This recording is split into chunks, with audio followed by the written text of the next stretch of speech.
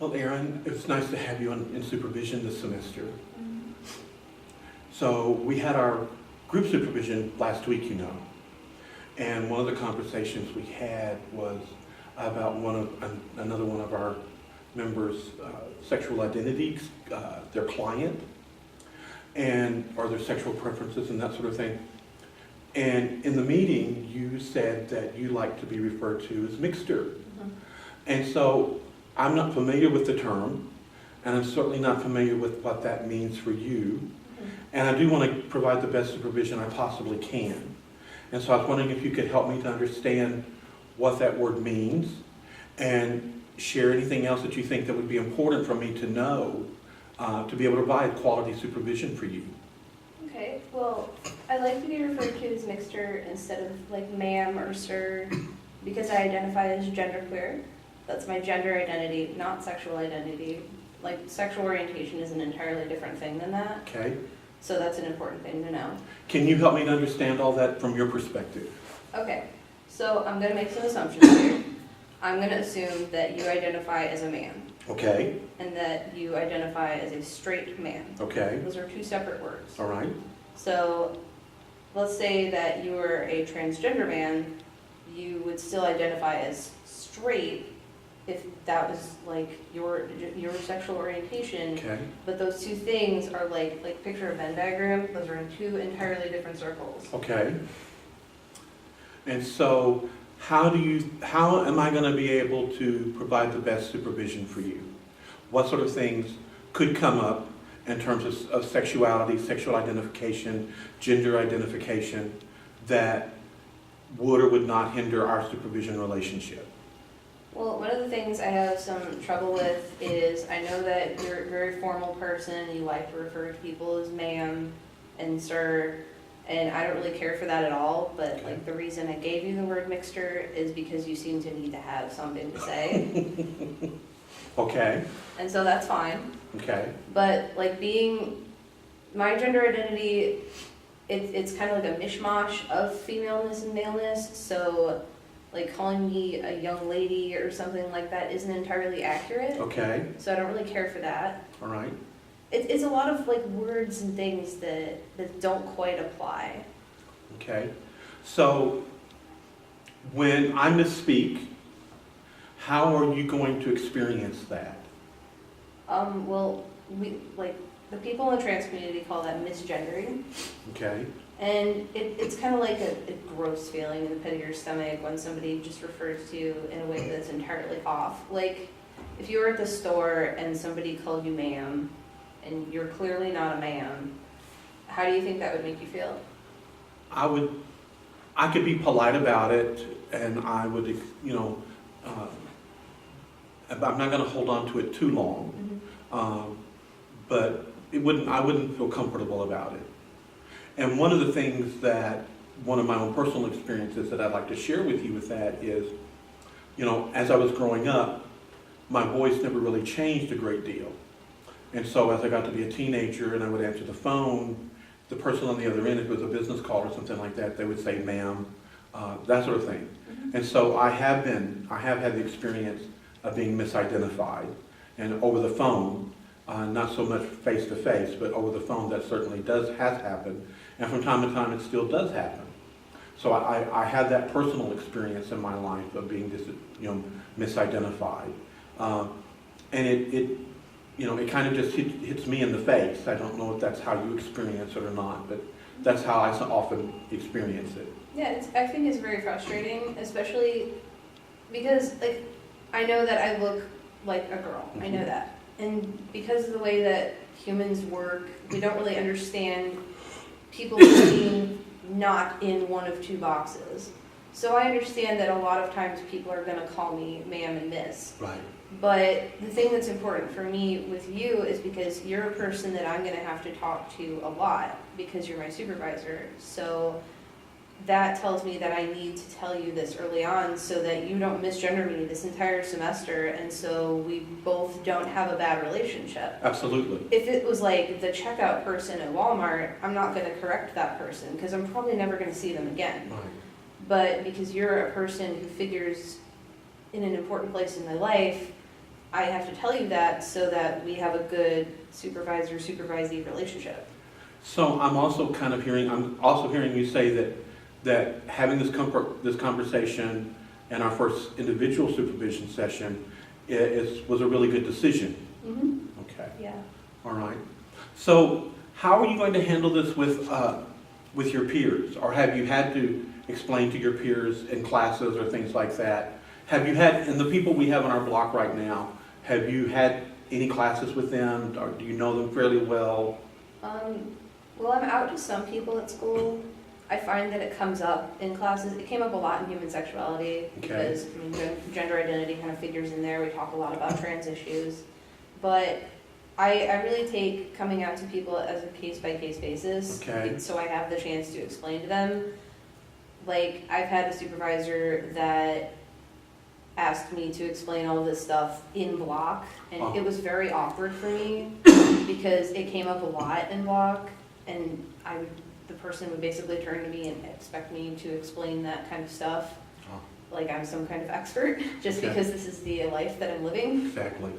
So I like to talk to people one-on-one. I know that probably takes longer, Right.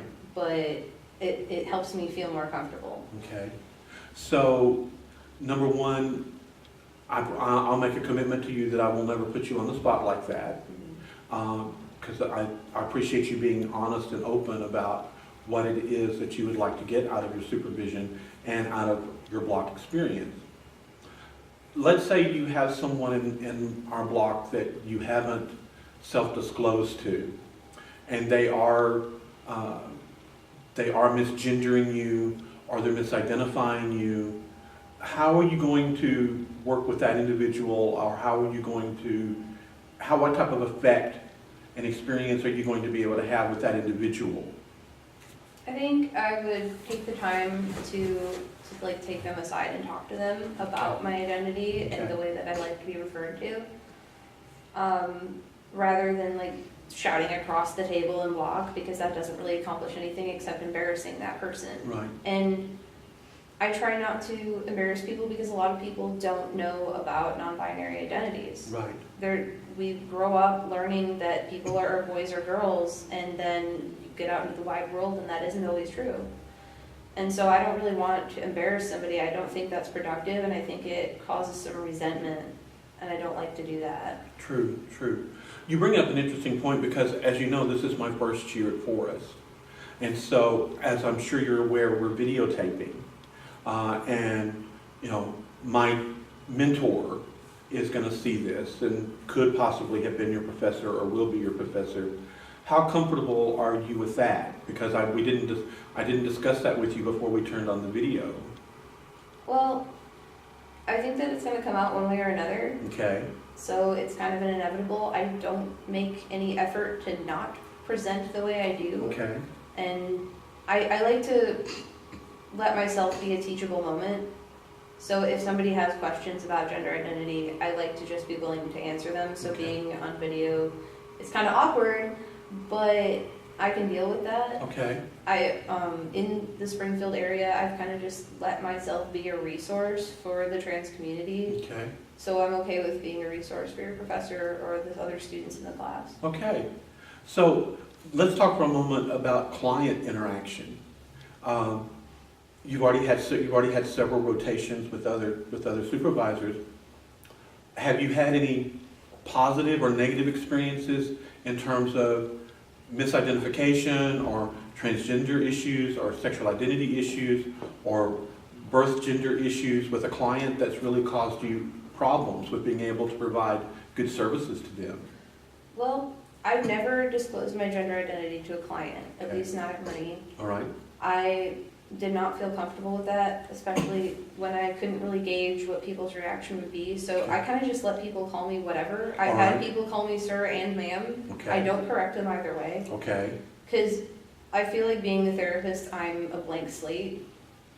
I'm supposed to be like this non-partial person, Exactly. so I'm not going to correct them on anything unless it's grossly wrong. Okay.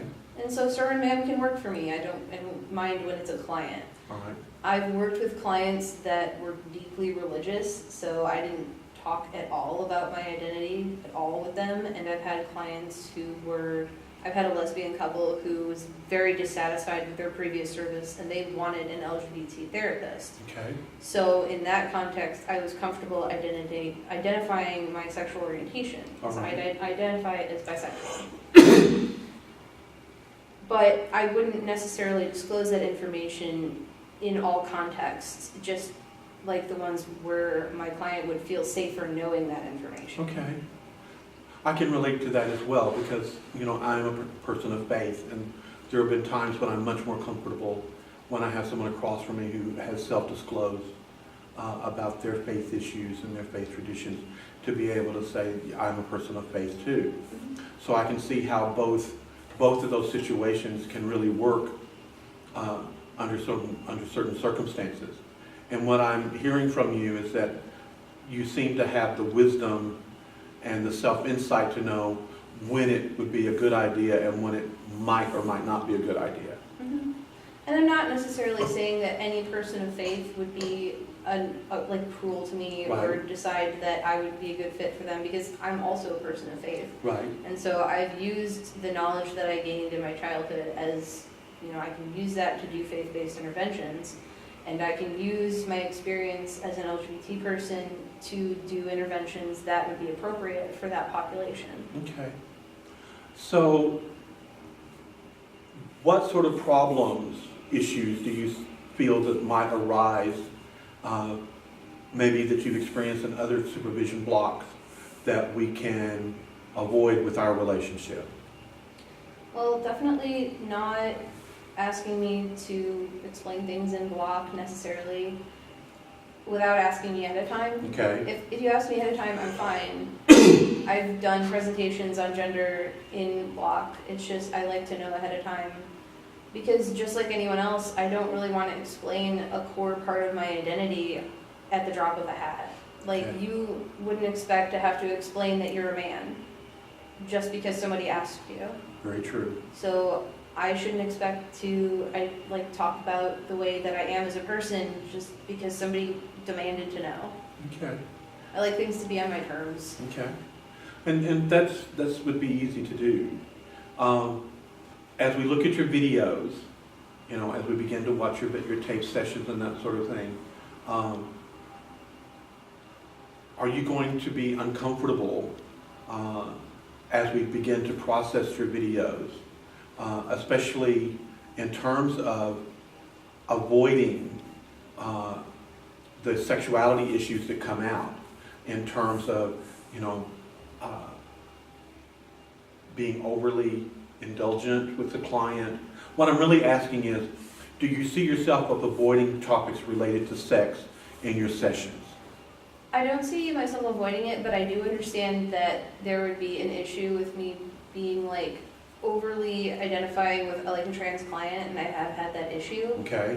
I had a trans client that was close to my own age, and she had a lot of the same interests as me, and so I was a lot friendlier Okay. and less neutral in that session than I Uh-huh. would have been with just a cisgender client. Okay. Cisgender is a non-transgender person. Okay. And so that is definitely something to watch for in my tapes, and I would appreciate that feedback actually, because Okay. I'm trying to be careful about that, but I'm only human. Absolutely. You only meet so many trans people in life. Absolutely. The really good question comes out of that then. Let's say I haven't seen the video, and it's not one that we chose to watch. As we build our professional relationship with each other, would you feel comfortable in letting you come to me and say, I think it would be good if we could watch this individually, maybe in our supervision sessions, and because I think this is what was happening, or I know this is what was happening. And that would be true with any client when you're experiencing things in there that you're questioning about yourself. How comfortable are you going to be, or would you take a risk and come to me and say, I really think we need to process, we need to look at the video, or I need to talk to you about what happened in the session individually, so that I can provide that feedback to you? I think I would definitely be comfortable with that. I think that would be really valuable feedback.